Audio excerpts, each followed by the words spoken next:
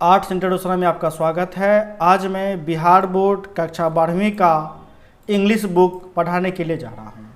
यह English book है rainbow second. ठीक है, तो प्यारे बच्चों, बुक शुरू करने से पहले हमारे चैनल को सब्सक्राइब करें एवं हमारे वीडियो को लाइक करें। साथ ही हमारे मोबाइल एप्लीकेशन को भी आप गूगल प्ले स्टोर से डाउनलोड कर सकते हैं या हमारे डिस्क्रिप्शन में दिए गए लिंक को ओपन कर इसे डाउनलोड करें।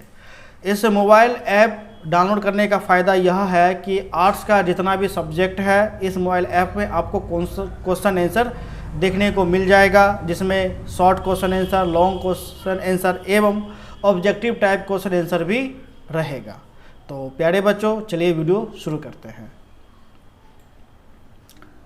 सर्वप्रथम प्यारे बच्चों, अंग्रेजी पढ़ाने से पहले मैं आपको बता दूं, जो आपका कंटेंट है, जो कंटेंट दिया हुआ है, कंटेंट आपको मुख्य रूप से 3 कंटेंट देखने को मिलेगा। सबसे पहले आपका प्रोज देखने को मिलेगा, प्रोज सेक्शन, जिसमें कुल प्रोजों की संख्या 11 है, ये लास्ट हो गया। फिर पोइट्री है, ठीक है, पोइट्री 10 दिया गया हुआ है। फिर आपका है रीड, थिंक एंड एंजॉय। हम सर्वप्रथम इन्हीं 3 चीज़ को समझेंगे। किसको किसको समझना है? तो हमको समझना है, प्रोज को समझना है, पोइट्री को समझना है और रीड, थिंक एंड एंजॉय को समझना है। सर्वप्रथम समझने से पहले, प्रोज और पोइट्री को समझने से पहले हम इसका अंतर देख लेते हैं। Difference between prose and poetry. जाहिर सी बात है, दोनों में अंतर करेंगे तो दोनों का हमको डेफिनेशन पता चल जाएगा। ठीक है, अब देखिए प्यारे बच्चों, प्रोज क्या होता है? प्रोज वह होता है जिसमें मान के चलिए आपका मन का जो भी बात है जब आप शेयर करें वो सारा का सारा प्रोज आपका निकलेगा। चाहे वो मन के बाद में एक आप कहानी के तौर पर बोलें या निबंध के तौर पर बोलें या लघु स्टोरी बोलें, ठीक है, तो आप जैसे मन से बोले वो सारा का सारा आपका प्रोज रहेगा। इसलिए इस प्रोज में आपका एक कहानी आपका हो सकता है, एक निबंध आपका हो सकता है, ठीक है। लेकिन तो यह जो प्रोज होता है तो आपको जैसे मन चाहे आप उसको वैसे लिख ना सकते। जैसे देखिए इसमें क्या है कि इसमें सेंटेंस आपका जुड़ा हुआ है और कौन सेंटेंस कब आना चाहिए इसका कोई मायने नहीं रखा जाता है, जैसे मन है वैसे लिखा गया है। ठीक है, इसमें देखिए हर एक सेंटेंस आपका जुड़ा हुआ है पैराग्राफ बाय हैंड करके।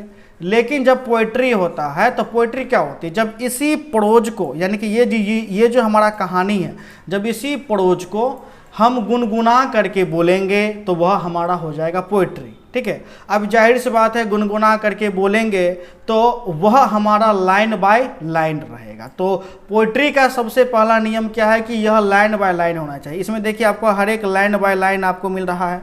जैसे कोई संगीत क्या है? आपका लाइन बाय लाइन आपका रहता है। जैसे कोई संगीत हो गया, कविता है कि ये कविता आपका हो गया, आप जो भी देखिएगा वो आपको लाइन बाय लाइन रहेगा। लेकिन जो आपका प्रोज होता है वो आपका सेंटेंस, एक सेंटेंस दूसरे सेंटेंस से जुड़ा रहता है। ठीक है, और उसके साथ ही जो है यह लाइन बाय होने के साथ ही इसमें जो वर्ड का प्रयोग किया जाता है, यानी शब्दों का प्रयोग किया जाता है, इसमें विशेष शब्दों का प्रयोग किया जाता है। लेकिन प्रोज में क्या होता है कि आपके मन में जो वर्ड सेट करे वो आप कोई सा भी वर्ड आप रख सकते हैं।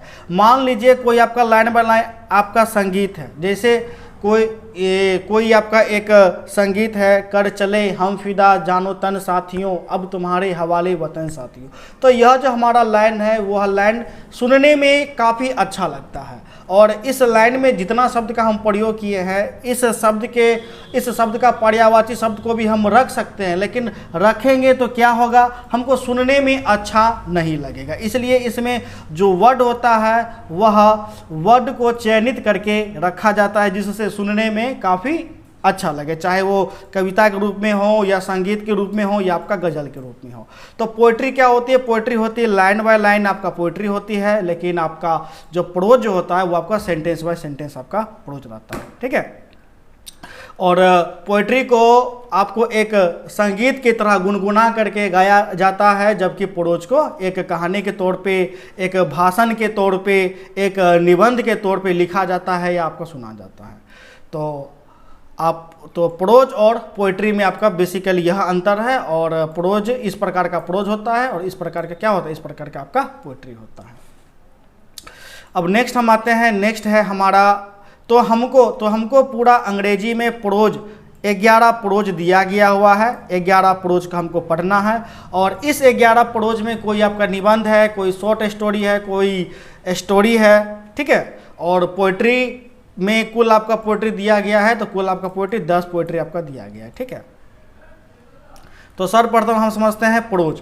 तो प्रोज में देखिए पहला प्रोज क्या है, इंडियन सिविलाइजेशन एंड कल्चर, ठीक है। यह आपका प्रोज हो गया, पहला प्रोज।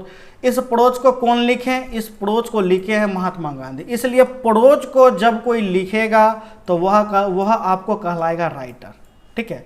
यानी कि कोई भी प्रोज को जब कोई लिखेगा तो उसको राइटर कहलाएगा।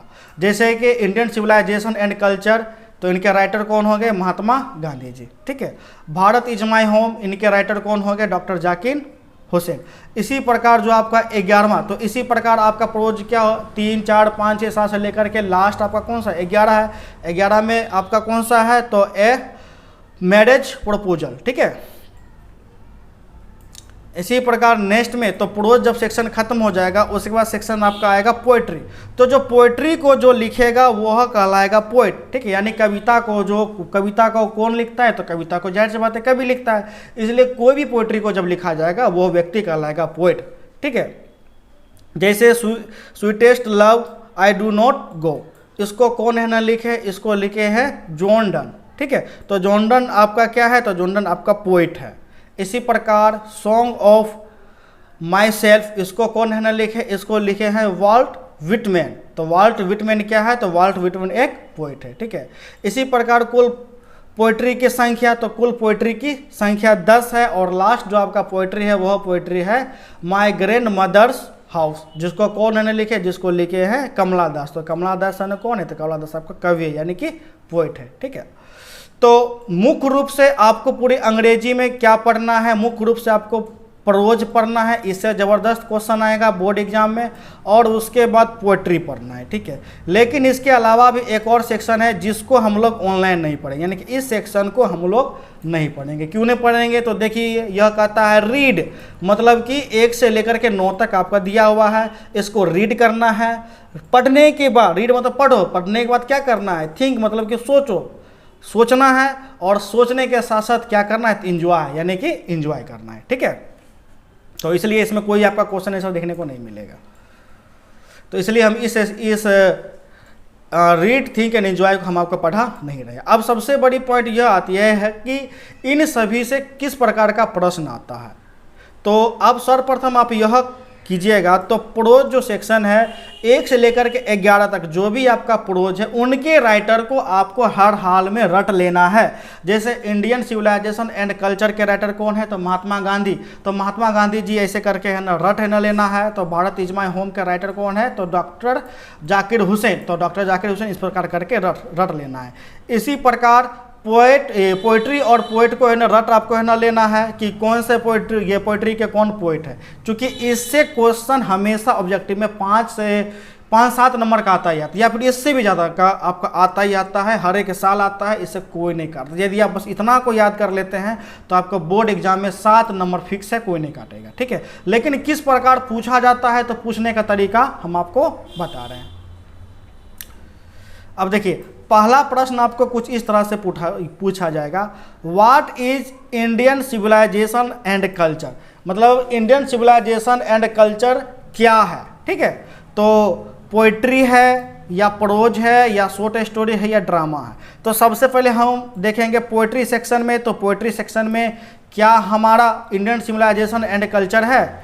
देखिए तो पोइट्री सेक्शन में मेरा देखिए 1 से लेकर के 10 तक में इंडियन सिविलाइजेशन एंड कल्चर नहीं है। तो किस सेक्शन में है? यह सेक्शन में है मेरा प्रोज में, ठीक है। अब प्रोज में देखते हैं कि इंडियन सिविलाइजेशन एंड कल्चर है। प्रोज में यहाँ देखिए, प्रोज में पहले नंबर पे कौन सा है? Indian civilisation and culture. यानी इंडियन सिविलाइजेशन एंड कल्चर आपका क्या है? तो यह आपका एक प्रोज है, इसलिए इसका आंसर क्या होगा? इसलिए आपका प्रश्न है what is Indian civilisation and culture, तो यह क्या है? A prose. एक क्या है? एक प्रोज। तो आंसर क्या हो जाएगा? ए प्रोज, ठीक है। इसी प्रकार नेक्स्ट है song of my self is written bye, यानी कि सॉन्ग ऑफ माई सेल्फ किसके द्वारा लिखा गया है। अब इसको हम देखेंगे कि सर ये, तो सॉन्ग ऑफ माई सेल्फ सर्वप्रथम आपका प्रोज है कि पोइट्री है, तो यह आपका क्या है, तो यह आपका पोइट्री है। ठीक है, देखिए पोइट्री यहाँ पर है, पोइट्री में सॉन्ग ऑफ माई सेल्फ है, इसको कौन लिखे, इसको लिखे हैं वाल्ट व्हिटमैन। ठीक है, तो इनके लेखक कौन है, इनके लेखक है वाल्ट व्हिटमैन। ठीक है, तो किसके द्वारा है ना लिखे गए, तो वाल्ट व्हिटमैन के द्वारा लिखे गए, इसलिए इसका आंसर वाल्ट व्हिटमैन हो जाएगा। ठीक है, इसलिए इस तरह रटना केवल बहुत ही ज़्यादा जरूरी है। जितना भी आपका प्रोज हो या फिर पोइट्री हो, उनके राइटर का नाम या पोइट का नाम हर हाल में आपको याद करना ही करना है, यदि आप आसानी से 7 नंबर उठाना चाहते हैं तो। और 7 नंबर बहुत ज़्यादा मायने रखता है। ठीक है, फिर आपका नेक्स्ट है, आपका पूछा जाएगा इसी प्रकार Indian civilisation and culture is written by, तो किसके द्वारा लिखा गया है, तो जाहिर सी बात है ऊपर में महात्मा गांधी जी के द्वारा लिखा गया है। ठीक है, तो यह हो गया दूसरा तरीका पूछने का। अब जो तीसरा तरीका है यह आपका है द आर्टिस्ट इज, आपको शायद 6 नंबर पे देखने को है ना मिल जाएगा प्रोज सेक्शन में, 6 या 7 में आर्टिस्ट। तो आर्टिस्ट आपका क्या है, आर्टिस्ट आपका प्रोज सेक्शन में है, लेकिन प्रोज सेक्शन में यह किस प्रकार का प्रोज है, यह एक कहानी है या निबंध है कि क्या है। ठीक है, तो यह जो है यह ऐसे नहीं है, यह एक निबंध टाइप का नहीं है, यह आर्टिस्ट जो है यह एक शॉर्ट कहानी है, इसलिए इसका आंसर क्या आपका हो जाएगा, ए शॉर्ट स्टोरी। ठीक है, यानी प्रोज में भी जो है प्रोज, ठीक है, प्रोज बताए थे, तो प्रोज में भी आपका भिन्न भिन्न टाइप से रहेगा, जिसमें शॉर्ट स्टोरी रहेगा, ऐसे आपका रहेगा, तो इस प्रकार से भी आपका पूछा जाता है। तो द आर्टिस्ट, यदि अब इसमें प्रोज तो नहीं है, लेकिन प्रोज के अंदर यह किस प्रकार का है, तो ऐसे प्रकार का है कि शॉर्ट स्टोरी है कि स्टोरी है, तो यह आपका एक शॉर्ट स्टोरी है, तो इसलिए आंसर क्या हो जाएगा, शॉर्ट स्टोरी।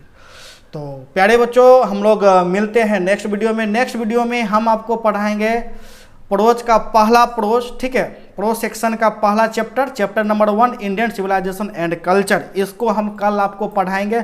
इसका हम आपको समरी बताएंगे। ठीक है, चूंकि लाइन बाय लाइन पढ़ाना अब बहुत मुश्किल है क्योंकि समय हमारे पास नहीं है, इसलिए हम इसका समरी आपको बता देंगे अंग्रेजी और हिंदी में, और उसके साथ ही हम आपको क्वेश्चन आंसर करवा देंगे। तो प्यारे बच्चों, धन्यवाद। हमारे वीडियो को शेयर जरूर करें, कोई भी डाउट हो तो कमेंट कर जरूर बताएं।